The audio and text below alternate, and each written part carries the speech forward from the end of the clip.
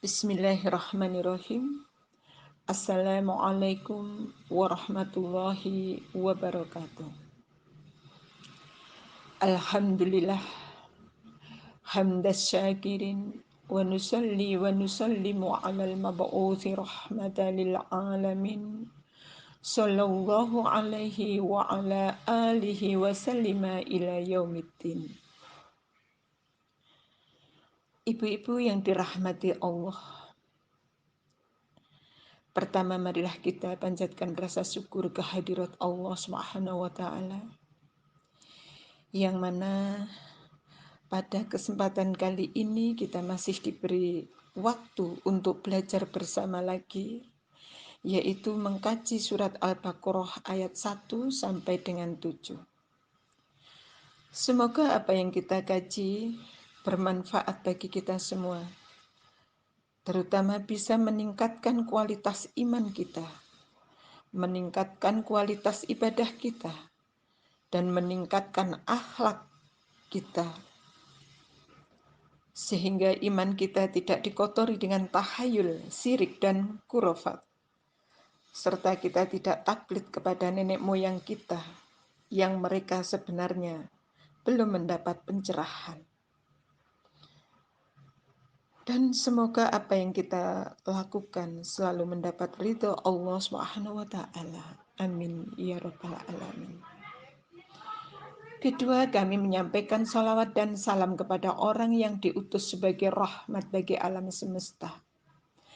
Semoga Allah senantiasa mencurahkan salawat kepada beliau, kepada segenap keluarga beliau, dengan diiringi salam hingga hari pembalasan. Ibu-ibu yang dirahmati Allah, marilah kita kaji inti dari surat Al-Baqarah ayat 1 sampai 7. Saya awali dari tafsir Jalalain. Bismillahirrahmanirrahim. Alladzina yu'minun, artinya orang-orang yang membenarkan. Bil ghaib, yaitu sesuatu yang tidak terlihat oleh mereka, seperti hari kebangkitan, surga dan neraka. Wa yuqimunas shalah, artinya melakukan sholat sebagaimana mestinya.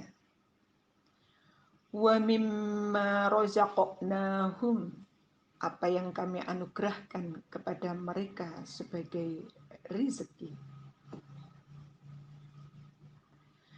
Yunfiqun, mereka membelanjakannya di jalan ketaatan kepada Allah. Di dalam tafsir Ibnu Katsir, yang dimaksud dengan melaksanakan sholat adalah mendirikan sholat dengan menunaikan fardu-fardunya. Ad-Dahhak berkata dari Ibnu Abbas radhiyallahu anhu, yang dimaksud dengan melaksanakan sholat adalah menyempurnakan ruku, sujud, bacaan, kehusukan, dan menghadap kiblat. Qatadah berkata, yang dimaksud melaksanakan sholat adalah menjaga waktu-waktunya, wudhunya, rukuknya, dan sujudnya. Muqatil bin Hayyan berkata, melaksanakan sholat adalah menjaga waktu-waktunya, menyempurnakan wudhunya, bacaan Al-Quran, tasyahud, dan sholawat kepada Nabi Shallallahu Alaihi Wasallam. Inilah yang dimaksud dengan melaksanakan atau mendirikan sholat. Ibnu Katsir berkata, dalam banyak ayat Al-Quran, seringkali Allah Subhanahu wa taala menyandingkan sholat dan infak di dalamnya. Hal itu tiada lain karena sholat semata-mata adalah hak Allah dan representasi seorang hamba untuk beribadah kepadanya. Ia termasuk kepada bentuk pengisaan dan sanjungan seorang hamba terhadapnya, pengagungan dan penghambaan hamba kepadanya, doa dan tawakal seorang hamba kepadanya, sedangkan infak adalah representasi kebaikan terhadap sesama makhluk dengan memberikan manfaat kepada mereka sebisa mungkin. Orang-orang yang lebih diprioritaskan untuk mendapatkannya adalah kerabat, keluarga, hamba sahaya, kemudian orang asing. Pengertian sholat di kalangan orang-orang Arab maknanya adalah doa. Kemudian sholat digunakan dalam pengertian syariat yang berarti adanya ruku, sujud, dan gerakan-gerakan lainnya di waktu yang sudah ditentukan. Dengan syarat yang harus dipenuhi, begitu juga sifat dan macam-macamnya. Imam At-Tabari berpendapat bahwa orang yang melaksanakan sholat fardu menjadi terbuka segala permintaan dari amalan-amalannya yang kemudian dibalas pahala oleh Allah Subhanahu wa taala. Bahkan seiring dengan itu, tidak hanya terbukanya kebutuhan yang diminta kepada Allah, tapi juga terbukanya kemungkinan dikabulkannya segala kebutuhan dan permintaan seseorang yang berdoa di saat melaksanakan sholat. Ibnu Katsir, Tafsirul Qur'ani Azimi Jilid 1. Di dalam Riyadhus Shalihin dari Abu Hurairah dari Rasulullah Shallallahu Alaihi Wasallam, beliau bersabda, sebaik-baik kehidupan manusia adalah seorang laki-laki yang memegang kendali kudanya dan bergegas untuk berjuang di jalan Allah. Setiap kali mendengar suara musuh yang menakutkan atau sangat mengerikan, ia melompat ke atas punggung kudanya untuk mengharapkan kematian. Atau seorang laki-laki yang berada dalam kumpulan kambing yang berada di puncak gunung atau berada di pedalaman lembah ini, ia mendirikan sholat, menunaikan zakat, dan beribadah kepada Rabb-Nya sampai menemui ajalnya. Tidaklah ia menjadi manusia kecuali dalam kebaikan. Hadis riwayat Muslim. Di dalam hadis Nabawi dari Mu'adz bin Jabal radhiyallahu anhu, ia berkata, saya pernah bersama Nabi Shallallahu Alaihi Wasallam. Dalam suatu perjalanan, suatu pagi saya berada dekat dengan beliau. Saya berkata, wahai Rasulullah, kabarkanlah kepadaku tentang suatu amal yang akan memasukkanku ke dalam surga dan menjauhkanku dari neraka. Beliau menjawab, kamu telah menanyakan kepadaku tentang perkara yang besar, kendati sungguh ia merupakan perkara ringan bagi orang yang telah dijadikan Allah ringan. Amalan itu adalah kamu beribadah kepada Allah dan tidak menyekutukannya dengan sesuatu apapun. Mendirikan sholat, menunaikan zakat, berpuasa di bulan Ramadan, kemudian berhaji ke Baitullah. Lantas beliau bersabda, maukah saya tunjukkan kepadamu pada pintu-pintu kebaikan? Amalan itu adalah puasa. Puasa adalah perisai. Sedekah akan menghapuskan kesalahan sebagaimana air memadamkan api. Dan sholat seorang laki-laki pada pertengahan malam. Lantas beliau bersabda lagi, maukah aku tunjukkan kepadamu pokok agama, tiangnya dan puncaknya? Saya menjawab, ya wahai Rasulullah. Beliau bersabda, pokok agama adalah Islam, tiangnya adalah sholat, sedangkan puncaknya adalah jihad.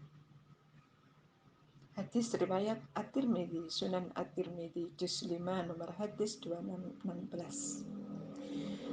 Dari Uqbah bin Amir radhiyallahu anhu, ini adalah hadis qudsi.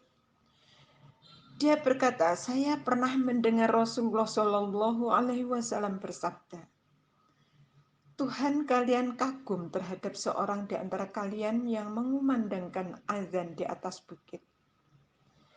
Kemudian dia melaksanakan sholat. Lantas Allah Subhanahu wa taala berfirman kepada segenap makhluknya, lihatlah hambaku ini. Dia mengumandangkan azan untuk sholat, lalu mendirikan sholat itu dan merasa takut kepadaku. Sungguh aku telah mengampuni dosa hambaku itu, dan aku akan memasukkannya ke dalam surgaku. Hadis riwayat Abu Dawud. Di dalam tafsir Jalalain, ayat berikutnya yaitu Bismillahirrahmanirrahim. Innal ladzina kafaru, orang-orang yang kafir seperti halnya Abu Jahal, Abu Lahab, dan orang-orang seperti mereka. Sawa'un alaihim a'anzartahum. Lafal a'anzartahum bisa dibaca dengan dua hamzah, atau hamzah kedua diganti dengan alif dan dibaca ringan. Am lam tunzirhum la yu'minun. Sama saja bagi mereka, diberi peringatan ataupun tidak, mereka tidak akan beriman kepada Allah, Maha mengetahui tentang mereka. Karena itu janganlah kamu terlalu berharap mereka akan beriman. Yang dimaksud dengan inzar atau peringatan itu adalah pemberitahuan disertai ancaman. Khatamallahu ala qulubihim. Allah menutup rapat hati mereka sehingga tidak dapat dimasuki oleh kebaikan. Wa ala syam'ihim, menutup alat pendengaran mereka sehingga kebenaran yang mereka dengar tidak akan berguna. Wa ala absarihim ghishawah, menutup mata mereka sehingga mereka tidak bisa melihat kebenaran. Walahum azabun azim, dan bagi mereka siksa yang dahsyat lagi abadi.